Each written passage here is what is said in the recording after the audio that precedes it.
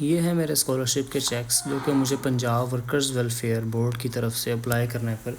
ملے ہیں، اور یہ پورٹل جو کہ بتاتا ہے کتنی اماؤنٹ ہے اور سارا میں بتاؤں گا اس چھوٹی سی ویڈیو میں آپ کو کہ کیسے میں نے ٹیلنٹ اسکالرشپ کے لیے اپلائی کیا اور پنجاب ورکرز ویلفیئر بورڈ کی طرف سے اپنی فیسز اور اس کے ساتھ انسینٹیو یا وظیفہ بھی حاصل کیا۔ ویڈیو کا اینڈ تک دیکھیے گا، نہایت چھوٹی سی ویڈیو بنائی ہے تاکہ آپ کو سارا پروسیجر اور ڈاکومنٹس اچھے سے بتا سکوں۔ سب سے پہلے آپ کو اپنے والد کے شناختی کارڈ کی کاپی جو کہ کسی گیزٹڈ آفیسر سے تصدیق شدہ ہو وہ لگانی ہوگی۔ والد کے شناختی کارڈ کی کاپی صرف اس کیس میں آپ کے ڈاکومنٹس میں اٹیچ ہوگی اگر آپ والد کی سوشل سیکیورٹی کارڈ یا EOB کارڈ کی طرف سے اپنی ڈاکومنٹیشن بنا رہے ہیں یا اپنا کیس اپلائی کر رہے ہیں۔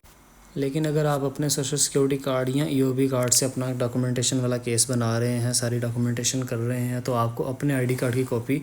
گزٹڈ آفیسر سے تصدیق کر کے ساتھ اٹیچ کرنا ہوگی۔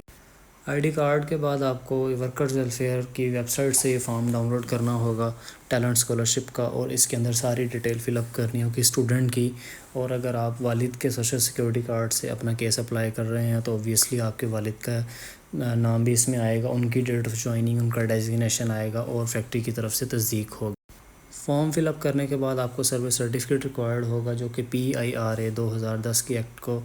واضح کرے گا اور آپ کا ڈیزگنیشن شو کرے گا کہ آپ ورکر ڈیفینیشن میں ہیں اور آپ کی 3 سال کی کمیولیٹیو سروس ہے جس کی بیس پہ آپ اپنا کیس اپلائی کرنا چاہ رہے ہیں۔ سروس سرٹیفکیٹ کے بعد آپ کو ریکوائرڈ ہوگا اپوائنٹمنٹ لیٹر جو کہ اردو میں ہو یا انگلش میں ہو، اس سے فرق نہیں پڑتا، بہرحال تصدیق ہونا ضروری ہے کمپنی کی طرف سے جس میں آپ کی date of joining clearly mention ہو۔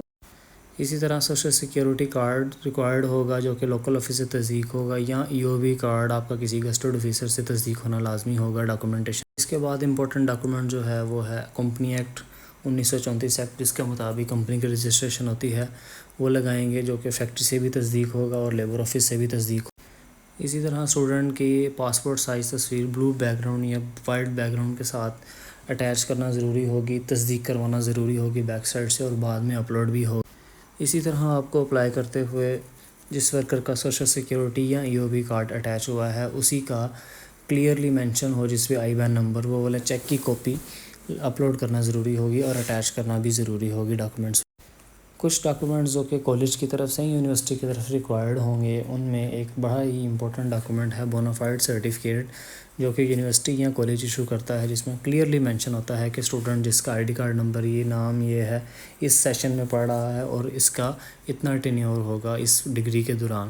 یہ کلیئرلی مینشن ہوگا بونافائیڈ سرٹیفکیٹ۔ بونافائیڈ سرٹیفکیٹ کے ساتھ ہی آپ کو جس سمیسٹر کے لیے آپ اپلائی کر رہے ہیں اس سے پچھلے سمیسٹر کا یا تو رزلٹ کارڈ لگانا پڑے گا، یا اگر فرسٹ سمیسٹر ہے آپ کا تو آپ کو پچھلی ڈگری یا پچھلے سرٹیفکیٹ کی اٹیسٹڈ کاپی اٹیچ کرنا پڑے گی ڈاکومنٹس میں، جو کہ اٹیسٹڈ ہونی چاہیے فردر یونیورسٹی رجسٹرار سے۔ اسی طرح یونیورسٹی کی فیسز جو کہ آپ نے پے کی ہوں گی، ان کے واچرز جس پہ بینک کی اسٹیمپ ہو، کمپیوٹرائز اسٹیمپ، وہ اپلوڈ کرنے ہوں گے آپ کو، یا آپ کو پہلے ڈاکومنٹس میں اٹیچ کرنے ہوں گے۔ اس میں فیسز کے علاوہ آپ کو کیٹیگری وائز وظیفہ انسینٹیو دیا جائے گا، وہ الگ ہوگا جو کہ ڈگری پہ ڈیپینڈ کرتا ہے آپ کی، اگر وہ بیچلرز ہے تو اس کا کتنا ہے، اگر وہ ماسٹرز ہے اس کا الگ ہے، اور اگر PhD ہے MS ہے آپ کا تو اس میں صرف آپ کو فیسز کلیم کر کے دے گا گورنمنٹ۔ اور لاسٹ میں ورکر کی طرف سے ایک ایفیڈیوٹ جو کہ 100 روپے والے اسٹامپ پیپر پر ہوگا وہ اٹیچ کرنا ہوگا، جس میں بالکل یہ والی ورڈنگ آپ کو لکھنی پڑے گی کہ میں نے کبھی پہلے کلیم نہیں کیا، اور اگر میں اسٹڈی کو ان بٹوین چھوڑ دیتا ہوں، کمپلیٹ نہیں کرتا تو میں پیسے واپس کرنے کا قائل ہوں، ورنہ قانونی کارروائی کر سکتی ہے گورنمنٹ،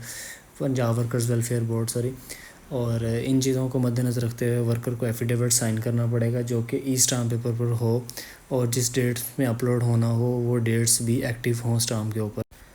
لاسٹ میں نے یہ چیک لسٹ اٹیچ کر دی ہے تاکہ اگر ویڈیو میں سمجھاتے ہوئے کسی چیز میں غلطی کوتاہی ہوگی ہو جس میں آپ کو سمجھ نہ آئی ہو تو چیک لسٹ سے آپ اس کو اپنے طریقے سے سمجھ سکتے ہیں اور بنا سکتے ہیں اپنے کیس کو اسٹرانگ۔ آپ کو سارے ڈاکومنٹس پہلے فیکٹری سے تصدیق کروانے ہوں گے، پھر لیبر آفس سے تصدیق کروانے کے بعد اپنا ای میل سے لاگ ان جنریٹ کرنا ہوگا پنجاب ورکرز ویلفیئر کی ویب سائٹ پہ، اور اپنا کیس کمپیوٹرائز بالکل جو ہے وہ آپ کو ویب سائٹ پر اپلوڈ کرنا ہوگا۔ ایک لاسٹ پوائنٹ جو میں بتانا چاہوں گا وہ یہ ہے کہ جس بھی یونیورسٹی یا کالج سے آپ اپلائی کرنا چاہ رہے ہوں، یہ بات اس میں دیکھ لیجیے گا کہ وہ HEC کی طرف سے رجسٹرڈ ہو یا کسی یونیورسٹی کے ساتھ ایفیلیٹ ہو تو اگر پرائیویٹ کالج ہوگا تو اس کی ایفیلیشن بھی اٹیچ کرنا ہوگی، اور اگر یونیورسٹی ہوگی تو اوبویسلی وہ HEC سے رجسٹرڈ ہوگی، اس کی ایفیلیشن کی ضرورت نہیں ہوگی۔ پنجاب ورکرز ویلفیئر کی ویب سائٹ پہ آن لائن اپلوڈ کر دینا ہے، اینڈ فردر آپ کو لیبر آفس میں جا کے اپنے کیس کو پرسو کرنا ہے، اور اس کا فالو اپ لیتے رہنا ہوگا۔ اگر کسی قسم کا سوال ہو آپ کو تو آپ کمنٹس میں پوچھ سکتے ہیں، اور ویڈیو اچھی لگی ہو تو کائنڈلی چینل کو سبسکرائب کر دیجیے گا، تاکہ مزید انفارمیٹیو ویڈیوز میں اپلوڈ کرتا رہوں اور